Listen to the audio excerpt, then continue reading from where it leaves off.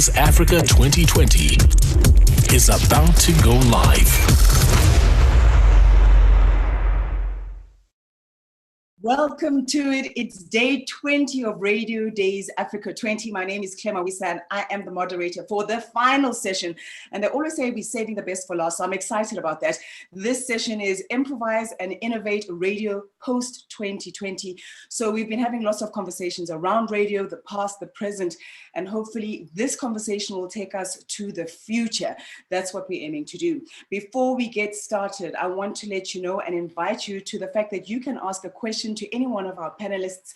All you need to do is click on the Q&A tab at the bottom of the screen, type in your question there, and hopefully I'll be able to get to it in the second half of this session. And I have to thank the generous sponsors that have made Radio Days Africa 2020 happen. Thank you so much to, of course, it's presented by Wits Radio Academy, but it's also made possible through the generous support of the Sub-Saharan Africa Media Program of the Konrad Adenauer Foundation. Our event has been sponsored by Iono FM. Thank you so much for the podcasting and streaming. The Abundant Media Group for sharing the conference to community radio stations across their Vivid channel. Thank you to RCS Sound Software, and thank you so much to Crossfade Studios.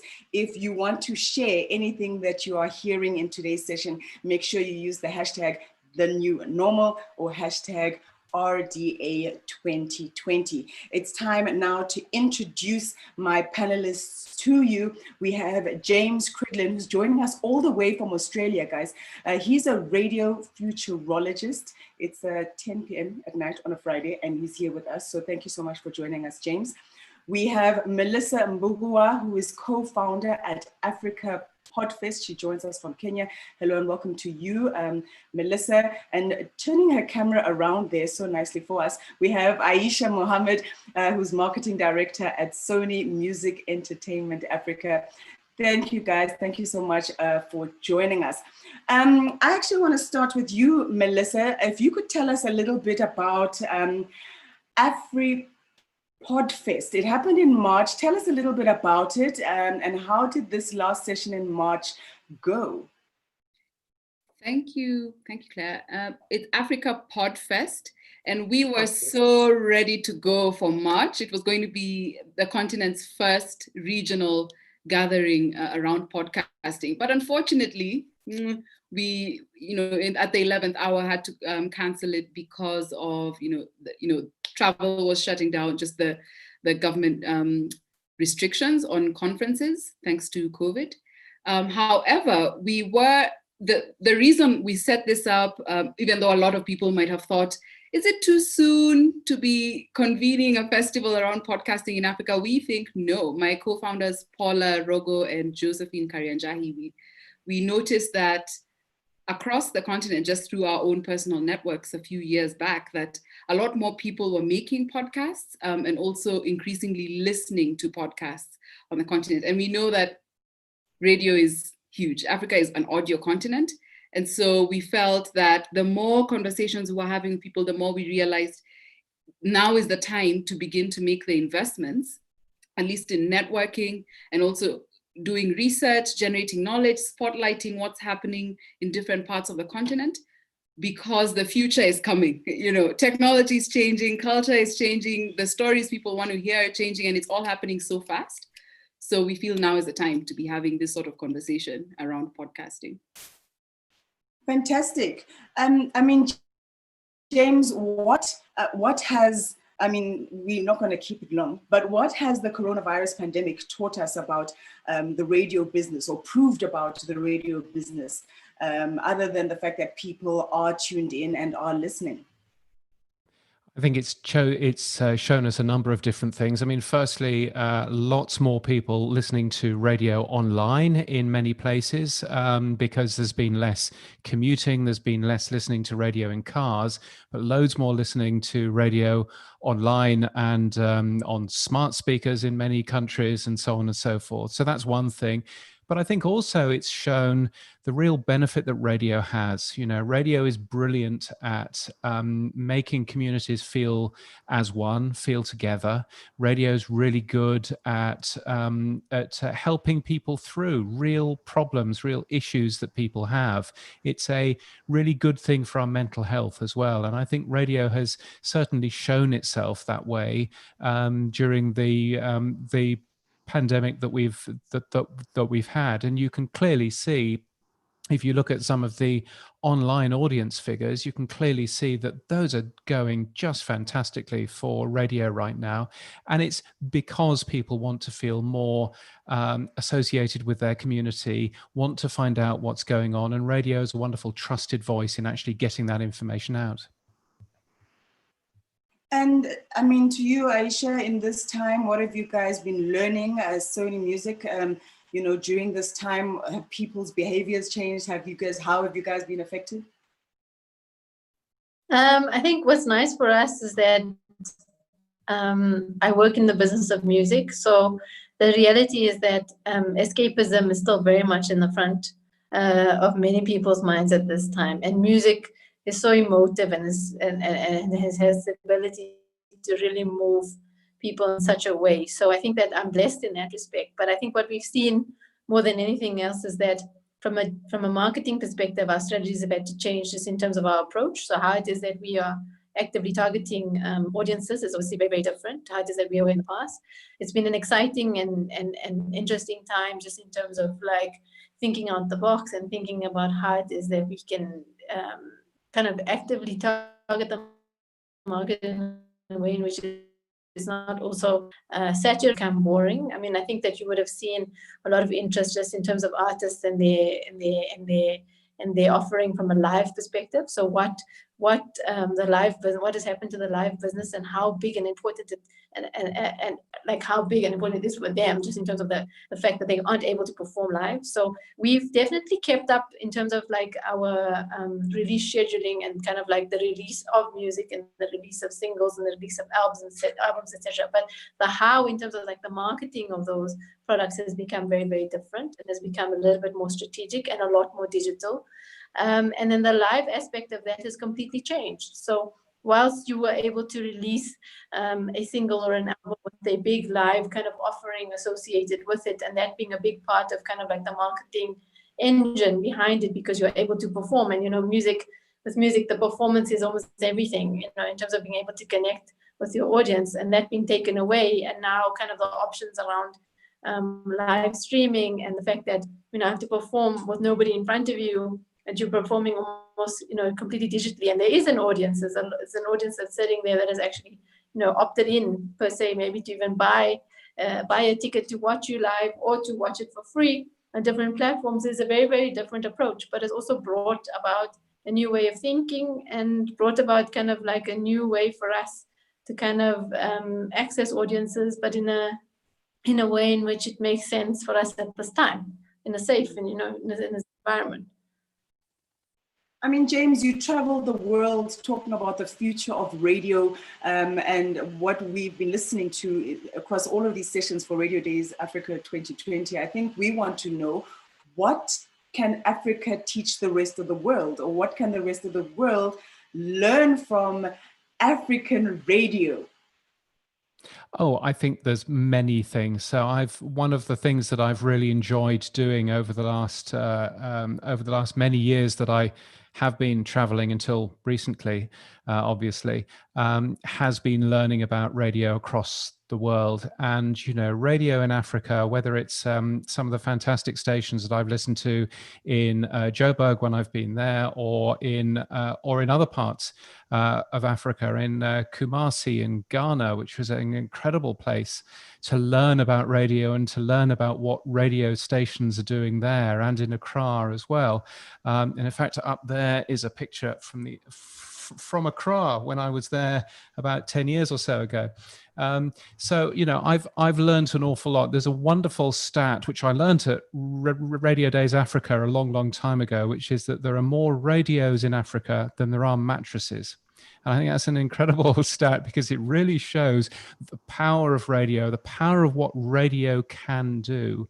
And, you know, just being able to communicate, being able to help communities in many different parts of the continent is a tremendous thing. And I think, you know, many radio countries, particularly in the US, where they've really lost their way in terms of remembering why radio is so important and so successful. You know, radio in the US could learn an awful lot from the way that African radio really understands who the listener is, who is tuning into this particular station, what community there is there, and what you can actually communicate to them. So I think African radio has a tremendous amount that it can actually share with the rest of the world. And Melissa, I mean, you spoke about whether having a podcast festival may be too soon, but what types of creatives are coming out? I mean, how do we compare with the offerings that are coming out from the rest of the world in terms of the people that came together at the festival, or who are actually producing podcasts on the continent? What type of information are we sharing? What are people needing from podcasts on the continent? Yes. So what we found actually from all our work online and also organizing the festival, and we've also done some events prior to the festival, is that we've been attracting a lot of independent makers, independent voices, small media companies, or, you know, hobbyists. So, and at least in the context of, let me specifically hone in on Kenya, podcasts have come up to cater to the voices that have been ignored or put on the margins by radio. And I'm referring now back to what James mentioned about how we need to remember what makes radio so powerful and keeps it so powerful in connecting people. And I feel that in Africa, that's the sort of gap that podcasts have begun to fill, is being the space and the platform for the medium for alternative, marginalized voices, independent voices. I mean, when I used to work in radio, Aisha, I knew that the radio station was always very friendly with the record labels and the record companies. We'd see each other quite often. People would be walking around with CDs. It was a beautiful relationship. Can you tell me what the relationship is like now? And I mean, going forward, how that relationship between radio stations and record companies will be? Also, because you were once with us. You were one of us once upon a time. Then you crossed over. So you're on mute. You're on mute. Got it right. I said we'll always be.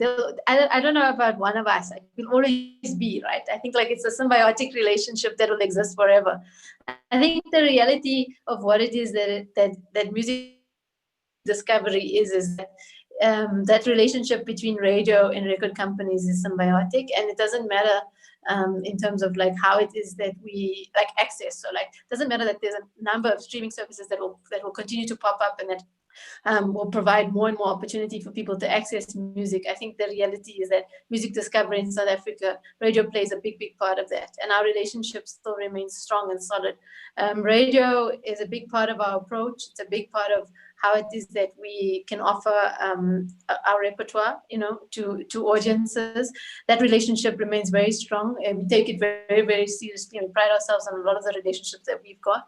We've developed those over time, so it's really, really nice to see. But I think that more than anything, I think that the way in which we're working maybe has changed. So maybe like if I had to say, if I take from my own experience, just in terms of my time at 5FM, and I mean, that's not like even, I think it's just only shy of just over 5 years ago. But that just in that short space of time, if I think about how it is that we service record companies then and how record companies work with radio now, that in itself is so different. But it's because it's developed and evolved in a different way, because access has become different, and how it is that we are able to connect audiences with music is different, and access in the way in which artists are delivering music is different. So international artists don't necessarily drop music the way they did even just a year ago. It's different. If you look at just Beyonce today and just how it is that she dropped her new video, that's just an example of how it is that she's going to drop a new body of work through a visual medium as opposed to an audio medium.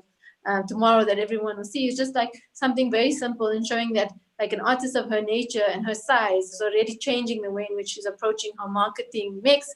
It tells you that that relationship has changed. So where she's going to audio, where she's going to video before audio is interesting. But then in other cases, in terms of local artists, how it is that we are releasing music is radio is still at the forefront of that. So being first and first time plays and all that still does exist. So there's a combination of like what we knew and what we cemented with relationships with record companies over time that still does exist. But then there's also a lot of new ways of doing things, and there's a bit of an evolution that's happening because of the immediacy and the choice and the variety and the access. All of those things play a big part in the relationship. I'm spending way too much time on TikTok. And so because I am, no judgment, I'm hearing some music for the first time on TikTok. So I mean, from you, Aisha, you know, does radio still make the music? Does radio still make the artist and the superstar? Or are people finding other channels where they actually discovering artists, or, you know, music is made on other platforms? I don't know if we can actually honestly say music is made anywhere now. I think music is made everywhere. That's kind of like the common theme. I think that TikTok is a big part of what we do. It definitely forms a big part of our strategy. I mean, there are artists purely that have been signed with big labels like Epic and Columbia, etc., purely just based on their success on TikTok. So music is made everywhere. So it can be really, I mean, a track can become big from radio. It can become a success from YouTube. It can become a success from TikTok. It can become a success from Apple Music, Spotify. It doesn't matter. I think where we're retrieving and where we're accessing music from is all relative at the moment, because there's so many platforms and opportunities and ways in which we can access music. But the fact for me is that it will come to you as a consumer of music and a lover of music in some or other way, which I think is really, really great. So I think that we've got more access and opportunity and variety in how it is that you access music. But I think that radio still forms a big part of that, because the reality of what radio can do for music and how it is that it can introduce or kind of set the tone on a specific taste, or specifically when you have like a tastemaker who's able to deliver a specific sound to an audience, is still a very, very big part of how audiences can actually access it. So for me, it's not necessarily always about the how, but it's about or how it's being received, but more about the fact that we've got more option to receive it. James, things are changing all the time. You know, as Aisha is talking, I'm thinking there's always new things coming up, new social media platforms. What region would you say is a leader when it comes to R&D, especially in the radio space? And what makes that region, what puts them ahead of the rest?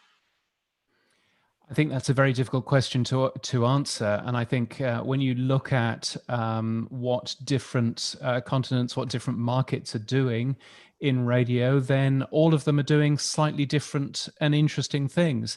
You know, you can tell from my English accent that I come from the UK. The UK has been doing some really fascinating work around personalized radio. When you're listening online, you get a slightly different experience to when you listen on FM. So there's some very interesting things going on there. You look into here in Australia, where the whole idea of taking a brand and making 3, 4, 5 different radio stations around that brand, still keeping somebody in the same sort of feeling radio station, but, you know, one radio station that might play 90s music, one radio station that might play oldies, but they're all part of the same family. You know, all of that is going on here in Australia.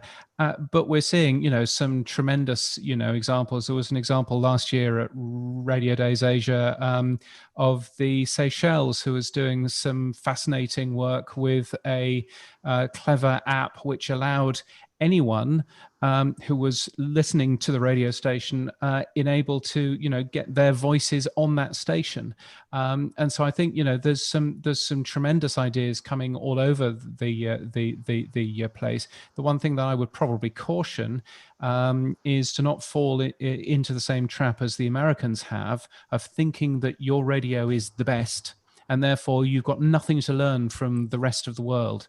That's a big mistake. And I think those countries that have done that, and those markets that have done that, have really felt why that's been such a mistake to them. So I think keeping your mind open, looking around and seeing what's going on in the radio industry as a whole, is a really interesting thing. And that I suppose is one of the things that I've learned from speaking at radio conferences in places like Malaysia and in China and in Germany and in Canada, where there are always brilliant ideas. There are always ideas that you think, well, actually, that country is doing it better. But there are always brilliant ideas that you can actually have a look at and go, wow, why isn't anybody doing that in the UK, in South Africa, in Canada? So lots and lots to learn from across the world, I think. And how many of those radio stations actually have an internal R&D department? I mean, I've worked at radio stations where they have, and they fund it, and it's hugely important to have our own R&D section for our audience, and other radio stations don't. So, how is it important? Is it necessary? Does that give you the edge? Well, one of the things that I did when I worked at the original Virgin Radio out of London, one of the things that I was told to do was, James, one of your jobs is that every 3 months we need a press release about how clever we are and how technologically advanced we are. Literally, that was one of my things that I had to end up doing. And that was incredibly liberating because it meant that you could go out and try things. And we could go out. We were the first radio station to broadcast on a Nintendo Wii games machine. Completely pointless. Nobody listened to the radio on that, but nevertheless, it was a great press release. Whereas we were also the first radio station to have our own mobile phone streaming app in March of 2005. No one else had one of those. We were the first. And in January of 2005, first radio station to produce a daily podcast, which nobody else was doing in the UK, certainly at that time. So I think sometimes it's great to fail, and sometimes it's great to try new things because you never know what might work. That radio app, by the way, for the first 2 years had, I think, maybe if we were really lucky, 6 people using it at the same time. So it was tiny, tiny, tiny. And then all of a sudden it grew and grew and grew. And by the time I left the radio station 10 years ago, they had over 10,000 people tuning in during the day online. So you can really see that, some of these things are very slow to grow. But if you keep on trying things, if you keep on trying new ideas, then you never know what's going to work and what isn't going to work. Talking about great ideas and getting ideas from different places. I mean, Melissa, you work with a lot of creatives on the continent. Are we collaborating enough as Africans? What should we be doing? What can we be doing when it just comes to collaboration between the different regions? Yeah, so there is collaboration happening within countries or within cities. So like Joburg, Cape Town, Nairobi, Accra, Dar es Salaam. And what we are trying to do and what we notice is that there isn't much across cities. So we get a lot of information about what's happening in the media scene, from outside Africa, just because that's the information that's available online. It's much easier to know what's going on with Spotify than it is to know what's going on with Iono, for example. If you're someone who's sitting in Africa, you wouldn't even realize that there's such a thing that exists as Iono. And who knows? So at this point, we're really staring at an open road, and we don't know what there is yet. We don't know enough to say, for example, which city is the hottest, brightest. Well, we know that South Africa is quite advanced in the podcasting scene, that we know already. But there isn't enough collaboration happening yet. And this is one of the activities that we're so passionate. Like, I'm so passionate about getting people to connect. And we're trying to figure out, especially this year when so many new kind of habits and a new way of thinking is emerging and doing stuff, online, leveraging the internet. We're thinking about ways to connect. And I think we need to make investments, even, just as existing media practitioners need to make investments to connect and collaborate with the alternatives, the people in the margins, the young people who are on TikTok, because that's a completely different mindset, actually, of telling stories. That mindset that TikTok is showing us from Gen Z. I've got a question that's for you, actually, Melissa, coming from Paula Rogo. Thank you so much for your questions. Paula is asking, is there any research and development work being done in podcasting? Right, so there's a bit of work happening already. Well, so we've done some work, some research work into audiences. I know that there's some companies like Iono has data from the platform that they've been sort of sharing. I think even shared during radio days. There's some journalists who are working on stories and research across the continent. At this point, though, it's still very, you'll find little spots of data from across the continent. So that's something else that requires a lot of investment, I think, is over the next year, like 2021 onwards, is a lot more investment into understanding. You see, for example, we can tell, and you can quickly find online numbers about how podcasting has changed, just looking at like Apple Podcasts and Spotify, how many new podcasts have come up this year, how the listenership has changed thanks to COVID. But then you don't have this sort of information about Africa. So there's a hole there that needs filling if we're going to innovate smartly, have some kind of basis to innovate. I've got another question from Paula Rogo. It's for you, Aisha. And Paula asks, how has Sony's relationship with radio transitioned with the rise of audio streaming? So, I hope you can hear me. Yes, I can. Cool. So, I think that audience streaming, and I'm assuming that she's referring to audience streaming of DSPs, so like Spotify, Apple Music, and then there's also obviously audience streaming just in terms of radio. So, I think that where our relationships exist with radio, they've continued. So, whether a radio station, whether audiences access it through a traditional way, or whether they're accessing it through their streaming capabilities, etc. It doesn't really matter for us. Our relationship just remains the same. And then where we are competing with, obviously, or not necessarily competing with, but where there are opportunities for audiences to access this music through Apple Music and a Spotify and other DSPs versus radio, I think that we as radios, as a record company, we find ourselves in a situation where we work very comfortably with both. So you find that there is definitely a rise, just specifically in South Africa, as well as in Africa, actually, around access to the likes of DSPs like Apple Music, Spotify, and the way in which people are consuming music and at a rate that is growing at a very, very rapid rate, actually, and with our own local digital service providers also coming into the market and growing very, very aggressively within the space. But like I said earlier, the reality is that radio still forms a very, very big part of our market, a very big part of setting the tone, or kind of creating an explorative opportunity for people to access music. Definitely a great kind of like a great platform in allowing opportunity around tastemakers to be very, very select and specific about specific kinds of genres. So I think that it's definitely, radio still has a very, very big part to play. And I think it has a different part to play as compared to a streaming service. I think streaming services do what they do in their own spaces. And I think radio still has a very unique and kind of immediate, but very key kind of trust relationship with its audiences that maybe like a streaming service doesn't necessarily have. But so I think they each play in their own spaces in very different ways. But what I love about it is that as a record company, it's options for music discovery. So it doesn't necessarily matter like how you're discovering it. It's also dependent on how you like to consume it. Remember, you can ask any one of our panelists a question. Just write your question in the Q&A section, and I'll make sure to get to it.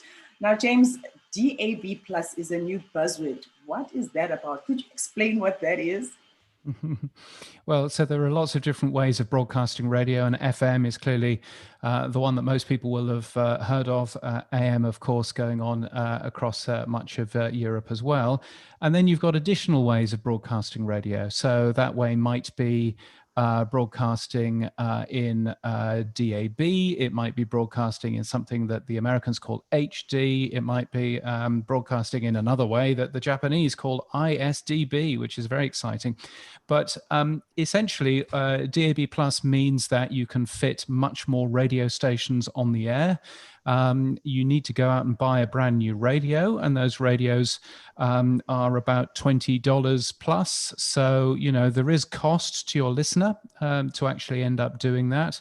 But the way that that's worked in many countries, particularly in the UK, which has used DAB for a long time, and here in Australia, where we've used DAB Plus for some time as well, is that it essentially means that you get about 3 times the amount of choice of stations.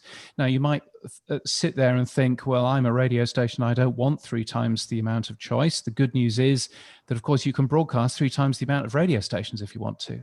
So you can actually, instead of just being a radio station that plays top 40, you can launch your own oldies station. You can launch your own radio stations that's just playing unsigned music, as many stations have done. So you can actually expand the brand that you have and reach new audiences. So, you know, DAB Plus is one of those interesting ways where you can start broadcasting more things as a radio station. And the real benefit of that in comparison to online is that online, of course, costs money for the listener, because you have to pay for your data somehow. You have to pay for your data on your mobile phone. You have to pay for your data if you have a broadband connection at home. Whereas DAB radio is just like broadcasting FM or other ways of broadcasting radio. It doesn't use data. It's just a speaker and an aerial, and that's all it basically is. But it does mean real opportunities if you're radio broadcasters, and also, of course, real opportunities if you're a radio listener as well. So it shouldn't be seen as a threat, actually, as an opportunity. It depends. It depends what you consider as threats. So, I mean, clearly, if your competitor has launched many more radio stations on DAB Plus, for example, then you're going to lose out. So you need to make sure that you are competing with them on this new platform as you would compete with them on any new platform. But on the other hand, you know, there are many other things out there that are also threats. You know, everything from Spotify and Deezer and those sorts of services to the music channels that you can pick up on DSTV, to the music channels that you can pick up in many other ways as well. So, you know, the world is full of competition, of course, but DAB can also be a real opportunity for you as a broadcaster. I think one of the real benefits, of course, is that because you are broadcasting, because it is a transmitter, it means that you are in control of it. And that's not the case, of course, if you're broadcasting online. You are basically it's up to TuneIn whether or not they'll list you, or up to whatever app that you're on. And that's not necessarily a good thing. So being in control of your own destiny as you are when you have an FM transmitter, or you are when you have a DAB transmitter, you know, is really useful. And of course there's DRM as well, which is yet another way of broadcasting radio. And I think what's important here, in whatever country you are, is making sure that the regulator, the government, is aiming for the same technology as you are as a broadcaster, because there's nothing that will switch your audience off more than one radio station wanting DAB, and one radio station talking about online, and then another radio station talking about DRM. That's never going to work. So, you know, focusing on one solution, if you want more stations on the air, is always a useful thing. And Melissa, I mean, one of the barriers to our podcast listening growing in South Africa is just the high price of data, you know, and we're very conscious about that. And I mean, you know, we just spoke about threats now with James, and everything is a threat. Do you consider podcasting a threat to radio? And is also, you know, what are some of the challenges or the barriers of people actually, you know, listening to more podcasts more often? Right. I don't think that podcasting is a threat to radio by way of it'll decimate radio. It's more of a kind of expansion of the audio universe and what's possible, right? So it's up to the existing like radio industry to figure out investments into meeting the needs and the demands of audiences that as they evolve. As it pertains to barriers to access, definitely internet access and the high cost of that is a barrier. And so as it stands, you know, the digital divide, as it's called, where internet access is essentially defined by socioeconomic status, that's still a barrier for podcasting, you know, simply put. And so that's one of the really interesting areas to innovate. And a few actually podcasters have already begun to innovate. I know in East Africa, there's the Afro Queer podcast who are distributing on WhatsApp. I know in out of South Africa, there's Volume with the What's Crap on WhatsApp podcast. So those are some interesting early experiments that we're beginning to see that would be interesting to learn from. And then also, I think we should also start thinking about taking a step back and thinking even about the technology itself, like distribution technology. And by this, I mean outside of just thinking about the existing channels that leverage the internet, for example. So could we be essentially what I'm saying is, could we be building whatever will become the next big podcast or audio distribution technology out of Africa right now that will bypass some of those challenges with internet access. That said, there's also some interesting new developments coming out, like the Google Loon. Google recently launched the hot air, balloons essentially in remote parts of Kenya. And this is a big grand experiment. This is the first country they're trying it in this year to extend internet connectivity and hopefully also cheapen access to internet connectivity. So we're at the precipice of so much, and there are more questions than answers, but you know, that's precisely why we're having this conversation and why we need to have more conversations like this, and also to put our money where our mouths are when it comes to experimenting and investing in collaborative experiments. The questions are coming in, and the next one is for James, please. This question comes from David Bishop, and he asks, or he says, a colleague and I were joking earlier about us soon being expected to start producing TikTok news bulletins. Wow. As a radio futurologist, what do you see the future of radio news looking like? Well, I have to say, it's already been done. So there's a radio station here in Australia that was playing around with Instagram news bulletins a couple of years ago. There's also a radio station in the UK, and I played this video a couple of years ago at Radio Days in Johannesburg, who are doing a bunch of really good video news bulletins on their Facebook pages. And that works fantastically well. And they've worked out a very cheap and sensible way of doing it. And I think this basically comes down to what you think of yourself as. Do you think of yourself as a radio station? And is a radio station something that broadcasts on FM and that broadcasts live and that's it? Or do you think of yourself as a community service in audio, and you happen to have FM, but you also happen to be podcasting, you're using Facebook, you're using all kinds of other technology, you're using the right social media tool for your country and for your audience. And maybe that's where the future is. So I think, we can sort of laugh about the whole idea of a TikTok news bulletin, probably not danced, although I have genuinely seen a radio news bulletin with dancing in it, probably not for this, of what's going on right now. But anyway, But yeah, different ways of doing news is always a good thing. And I mean, obviously, if you look at the way that the BBC is doing it, you can either get the very authoritative BBC World Service 5-minute news bulletin at the top of the hour, which is excellently put together, but it's just what you expect the BBC to sound like, or you can get the BBC Minute, which is a really good, quick, snappy piece of audio specifically built for younger audiences. So if the BBC are doing it, then probably other stations ought to be as well.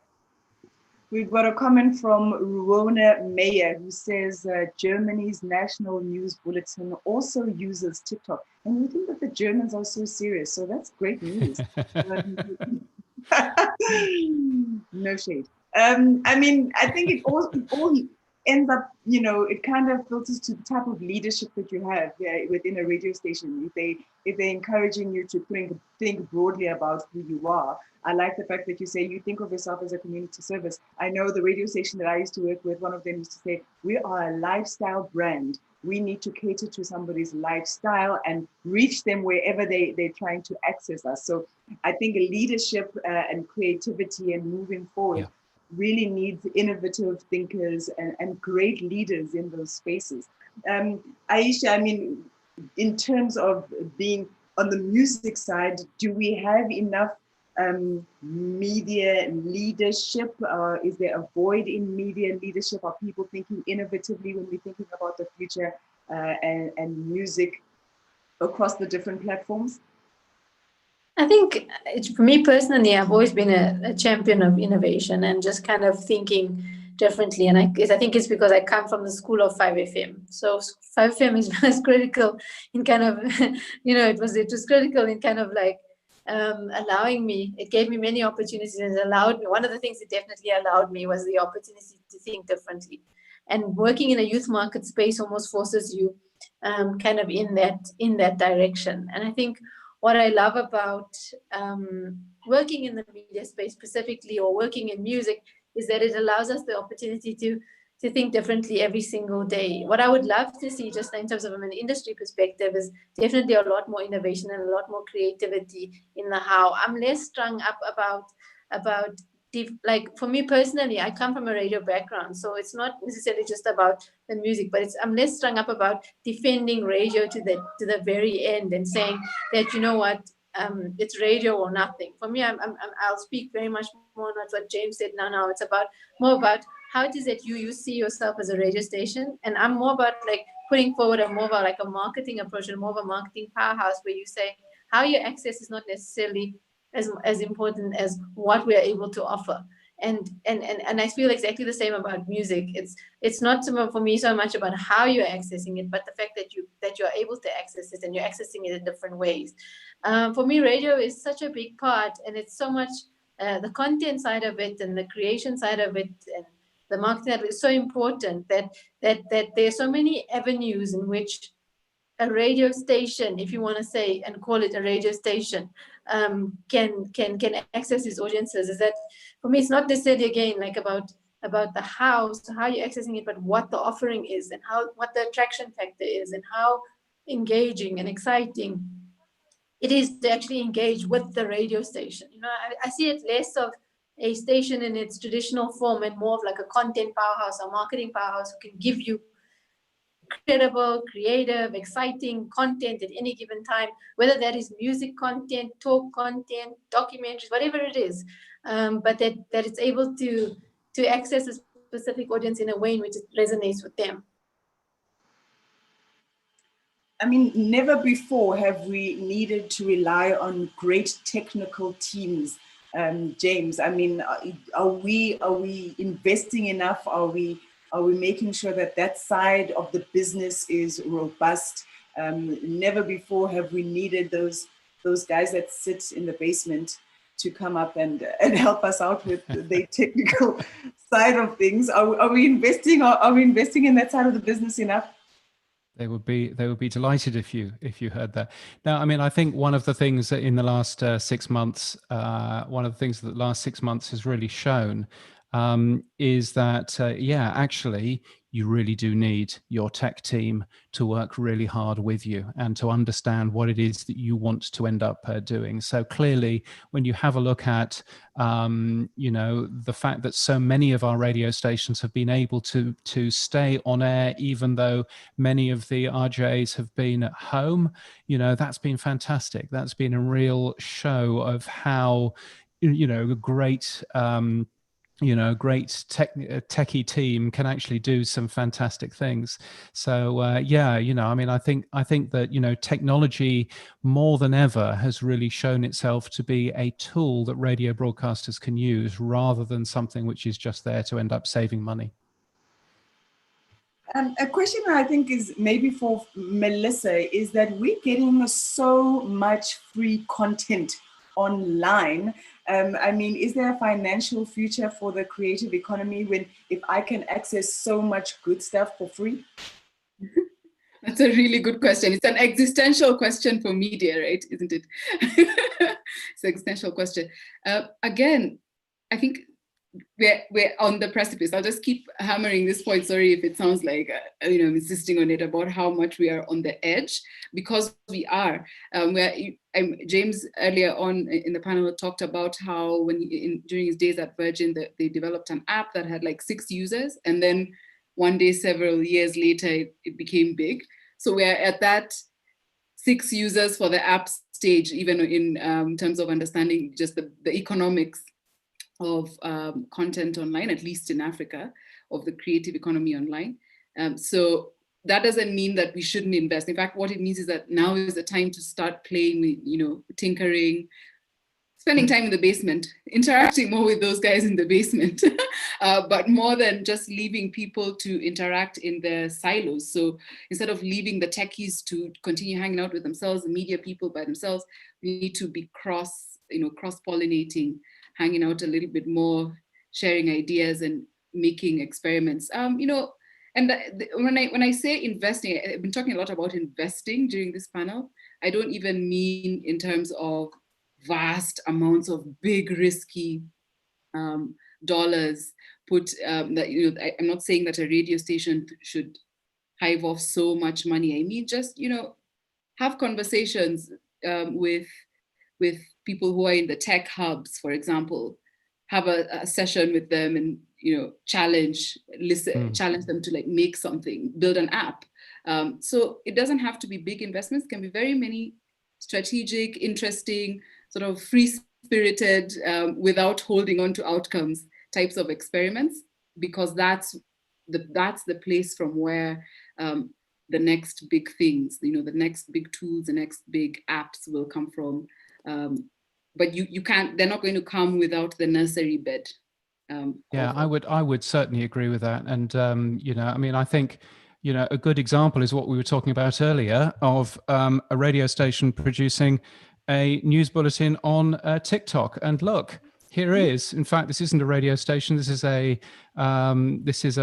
magazine producing a news bulletin on TikTok. So we were talking about it earlier. I thought I'd share it. There's a thing. That's amazing. Yeah, isn't it just? And there's some audio with it as well, of course. No, I don't feel so bad. I'm not like the oldest person on TikTok.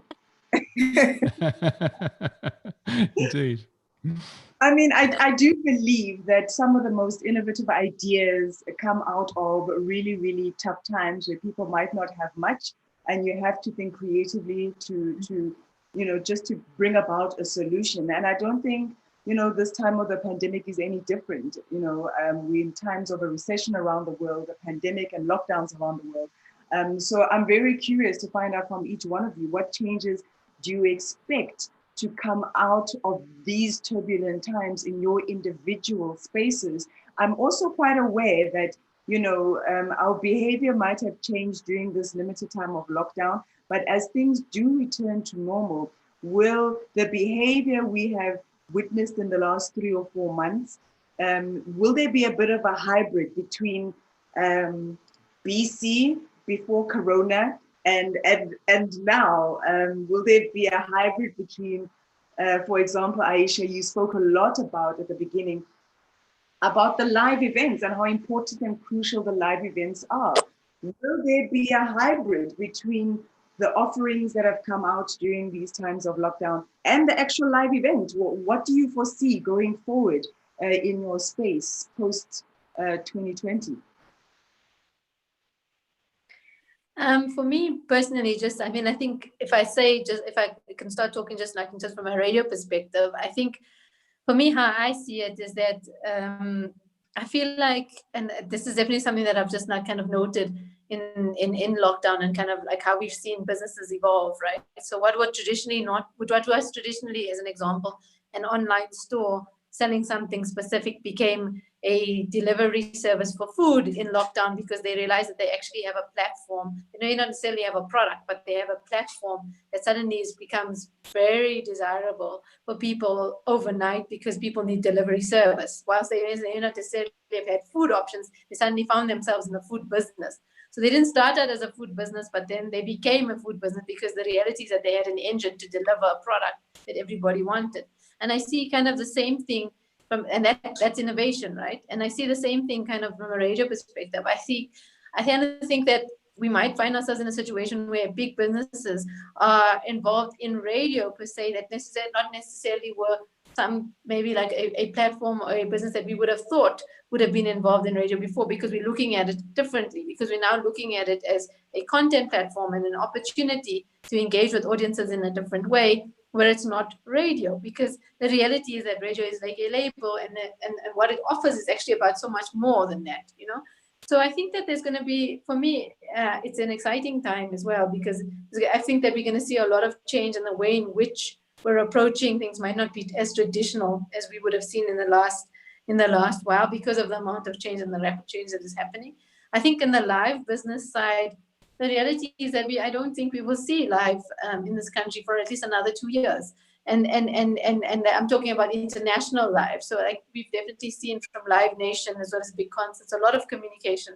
And that's just a two around bringing international acts to our country. And that's outside of local. So from a local perspective, and we work with a lot of local artists in terms of like the approach. And because we're in the specific situation, they've already had to look at alternative ways of making money, and alternative ways of like making sure that their livelihood is protected. And what was live business for them? What was live, obviously performances was a big part of what that was already being relooked and kind of like in the how.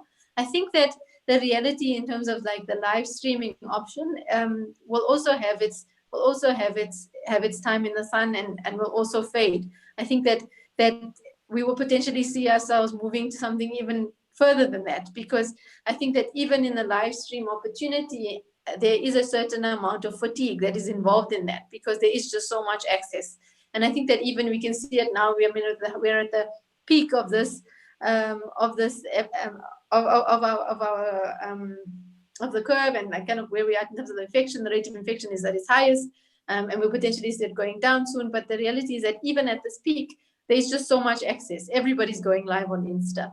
Everybody's got a live stream opportunity. Everybody's got the access to give you content as and when you need it. So there is just so much option and just so much variety. So even in that comes a little bit of fatigue. So I think even past that, we might see opportunity for innovation in different areas when audiences stabilize again, and when life comes back to what we regard as a new normal. I think we will find ourselves in different situations at different times. I think that the opportunity for us is obviously to remain agile and remain open and remain innovative in thought and in process, in the way in which we are able to provide content, to provide opportunity and provide entertainment, because I think that it's going to be an evolving thing. I don't think there's one, like, I don't think it's like there's nothing hard and fast about it. I think it's just going to evolve as time goes. And we are going to have to remain agile in the way in which we are able to offer that. So whilst live stream is an opportunity now, we are on board and we can offer that. When we move to the next phase, we can, as long as we are agile and have the ability to engage and interact, I think there's always going to be a thirst and a desire to be entertained. And escapism is obviously at the heart of what it is right now. But being able to entertain is always going to be such a privilege, right? And being able to be in that space is always going to be exciting. But how we utilize the opportunity to do so will change, I think, in different ways over time. And to you, Melissa, going forward, when you think post 2020, what innovations, what are you seeing will be different? Yeah, definitely. There's going to be a lot more investment in, well, please not investment, but a lot more strengthening of structures that allow us to, for example, do live performance, have festivals online, simply because we've now recognized and experienced that it's possible.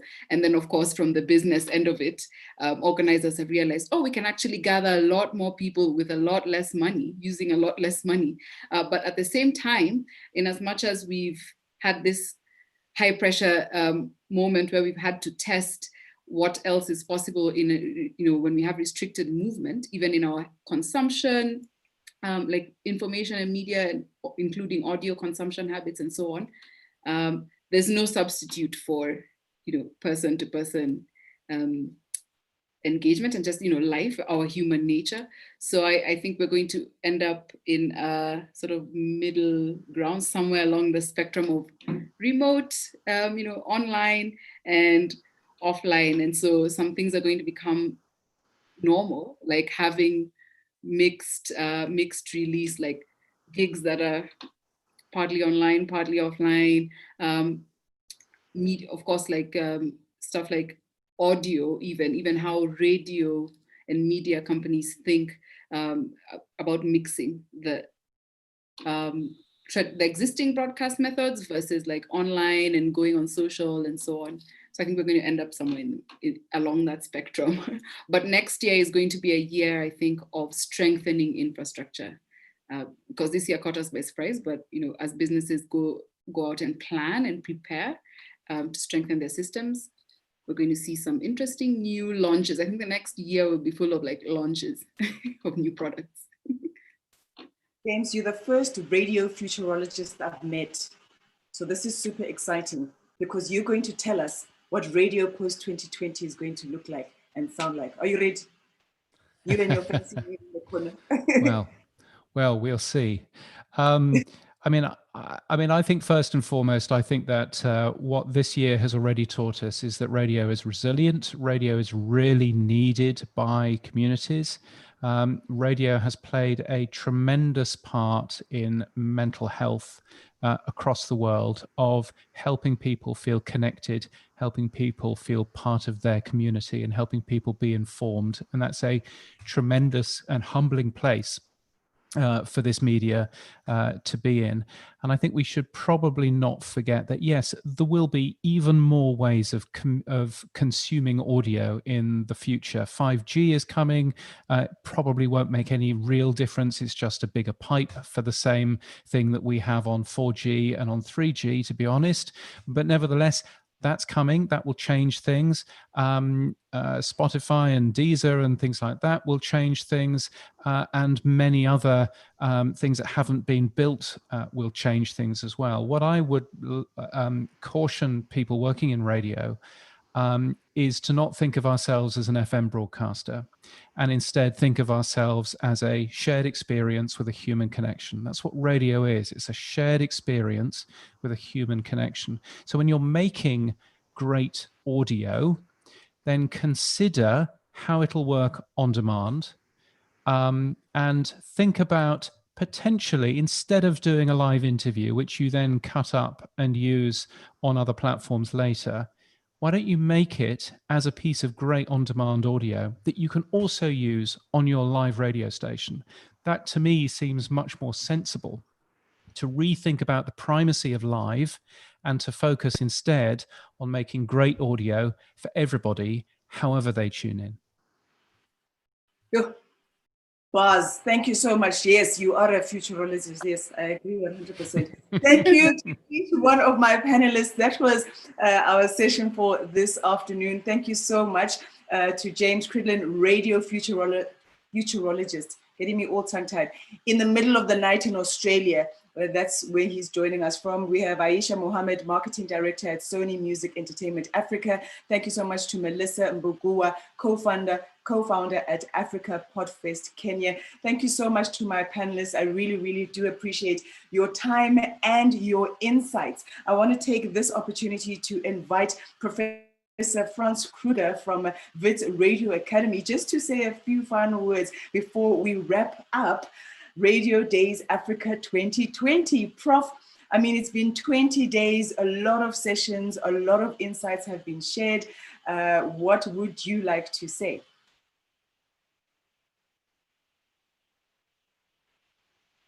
Do I have the prof on?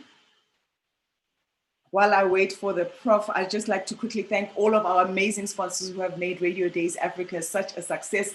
Thank you so much to the generous support of the Sub-Saharan African Media Program of the Konrad Adenauer Foundation, to Iono FM, the Abundant Media Group, RCS Sound Software, Crossfade Studios. All of you have made the last 20 days possible.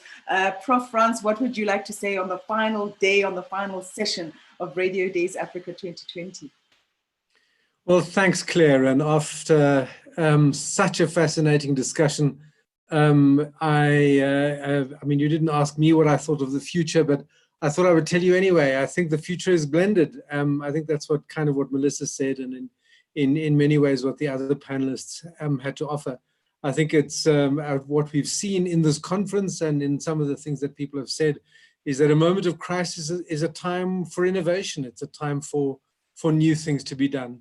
And that's true for our conference as much as anything else.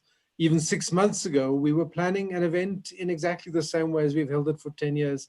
And we were thinking about 2.5 days on site with parallel sessions and coffee under the oak trees. And of course, that all disappeared very quickly. We decided in the end on this format that we've had 20 sessions, one a day, for the month of July, kind of in honor of 2020.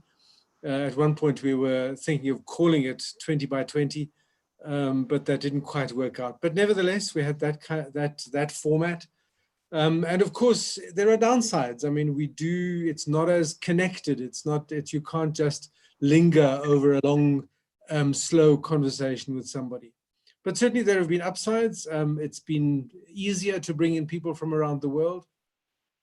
In the opening session, just about a month ago, I asked where people were from, and I asked them to put that in the chat. And it was extraordinary how many people, how many countries we had represented from across the continent, across the world.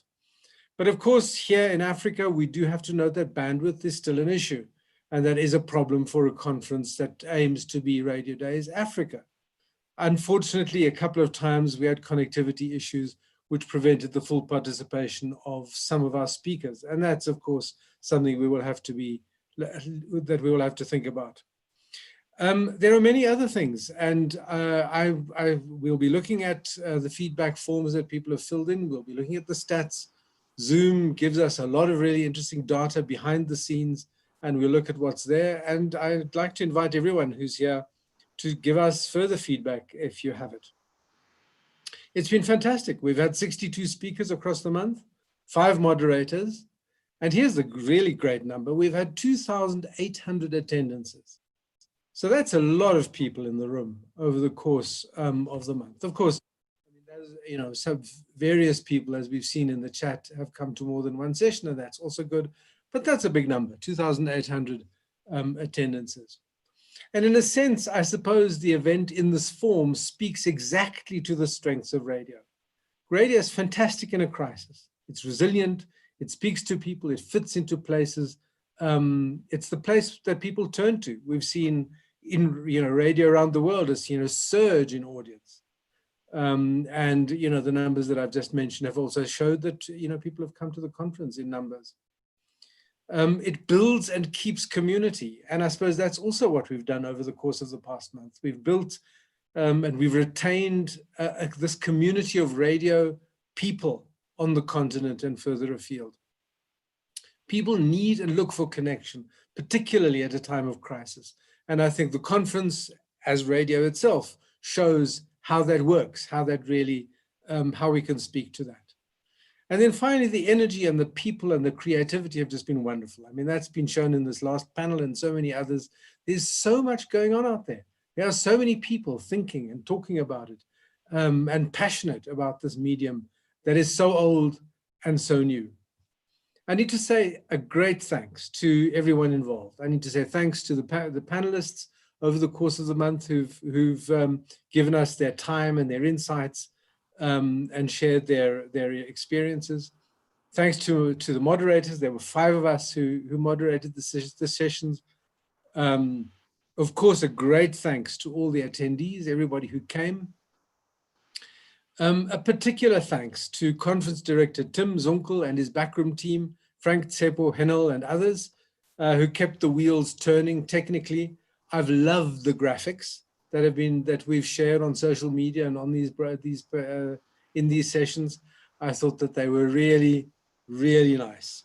And of course, thanks to our partners and supporters without whom we couldn't have done this. The National Association of Broadcasters is a long-standing partner of the Wits Radio Academy and the event. RCS, Abundant Media, who've helped us with rebroadcasting on community radio stations.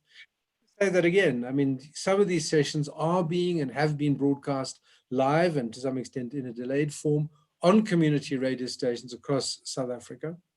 Thanks to Crossfade, and a particular thanks to our anchor sponsor and supporter, the Konrad Adenauer Stiftung, the Sub-Saharan African media program of the foundation, who have supported this conference right from the beginning, contacted us at the beginning of the year and said, what are you going to do? There's COVID. Allowed us some space to think and come up with some ideas and stuck with us into this new format.